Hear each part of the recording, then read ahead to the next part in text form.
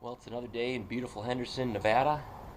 It's early November, and so yeah, this is all from stuff I planted just this year. Probably, I'm thinking like around. Uh, I started planting stuff in March, and this is the Bartlett pear, and it's doing really well. Uh, I pruned it up a little bit. You can see down there, so it has like the main stalk to grow up, and got a little fruit in the beginning, but didn't taste very good. But it seemed to be doing really well. And then got my Santa Rosa plum, and I went to Star Nursery. That's the only place I'll go to buy uh, plants in Las Vegas, and they told me every October I'm supposed to put this uh, Bayer Advanced Fruit and Citrus Insect Control. Pour it right into the ground. And I did that, and you can see that the leaves started cleaning right up. Before, it had a lot of this stuff on it, but now it's starting to clean up, and the leaves are starting to look more like that. So hopefully next year it's going to take off. And yeah, I saw on the internet where you can actually pour your own steppers. And so I figured I'd look into making some molds and get some Quickcrete and maybe making some more unique stepping stones and doing that. But I let the grape vines go, and the leaves will just fall off that. I stopped watering to about 1 day a week uh, after like mid-October, and everything seems to be doing okay. I'm trying to get ready for the change in weather that's going to be coming. And yeah, I pruned the almond tree way back. I've never done that before, but I tried to open up the middle, and then when the leaves fall in January, I'm going to prune it back even more to try to give it some shape. I figured I'd start using this again when the weather gets cold.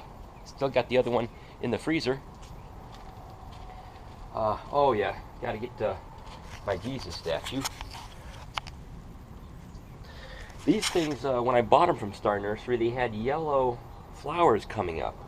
And of course, 2 weeks after I put them in, the yellow flowers stopped, but they still have green grass, which is really nice. And, of course, you can never have too many rocks in your yard in Las Vegas. I love rocks. That's one of my wonderful variety pomegranates. This one I cut so it just has one main trunk. I wanted to look more like a tree. And again, I put that in probably about 6 months ago. And when I put it in, it was about maybe this high. And so this thing just grows like a weed. These oleanders, I planted these, I want to say 10 years ago. And when I put these things in, they were all about this high. And I've tried to prune them so they just grow up, but yet they're open on the bottom. I kind of like that look. And then over here, what I'm trying to do is, this thing kind of started off as me trying to figure out, well, first of all, I started off by putting citrus trees along here because I've tried everything, and this is the extreme morning and afternoon sun in Las Vegas area. The area back there where I have my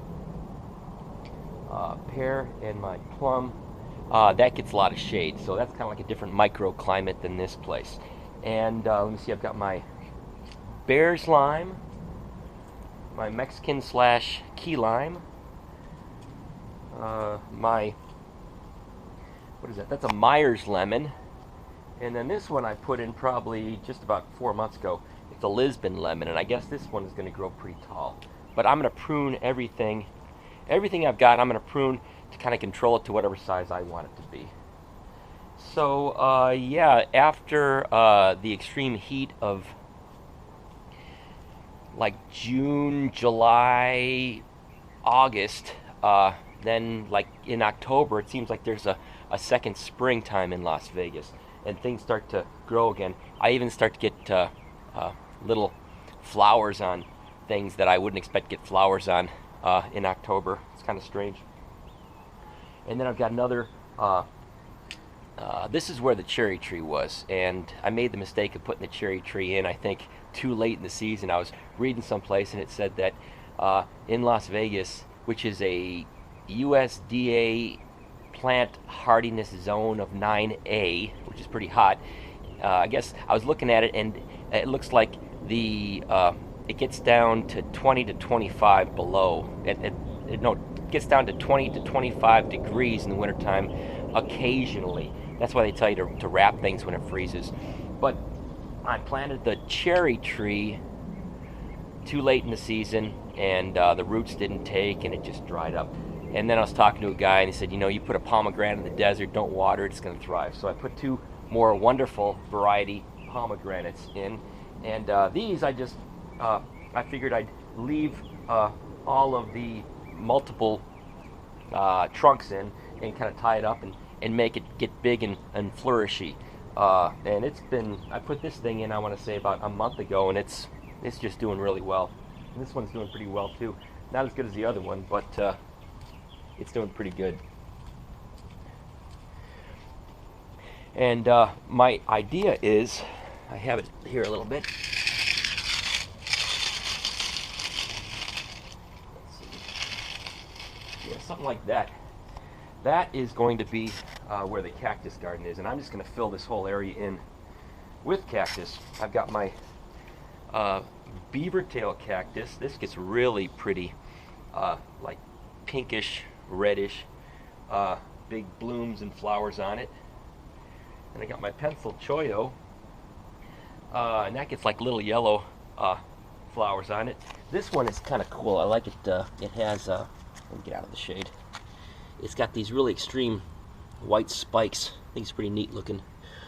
And then this one, actually, I went to Red Rock and I propagated it from a plant out at Red Rock. And I kind of like it. It's got some character. It's going to grow big. Looks like some sort of, like a beaver tail type of cactus. I don't know what it is. And then this one, I propagated from Lisa's yard, and this has got a lot of pretty blooms on it. Again, really pretty flowers. This one is what is that? To give you some idea on how big it is. Let me get out of here. Yeah, this one is a Argentine giant, and it gets really pretty flowers also. And then that is a Peruvian apple cactus. And it grows, they're saying, to about 6 feet. It gets really big blooms on it, big white blooms. And it also gets a fruit. And it's about the size of an apple. And I was seeing on YouTube where you can eat it. So we'll see how it turns out. And then what I was going to do is, this whole area right here, I was going to get pavers, just like I did over there, the 1 foot by 1 foot pavers. I was going to put 1 foot by 1 foot pavers around here, and then have the whole thing surrounded by cactus and pomegranates and who knows what else I'm going to put in. Every week I want to put something else in the yard. Now I still have this area right here. Who knows what I'm going to do with that area. And then I also still have that area. Who knows what I'm going to do over there, but I'm thinking it's got to be something that I want to do.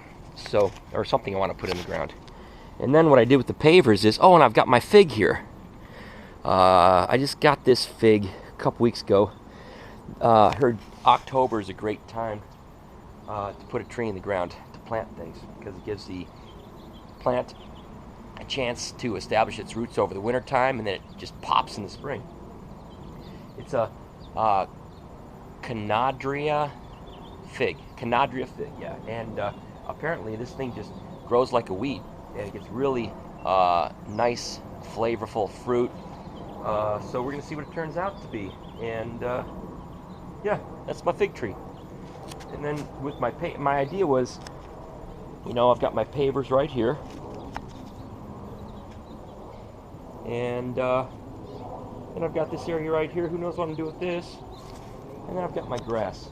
I made the mistake before I went on vacation in July for a week, which is one of the hottest times in Las Vegas.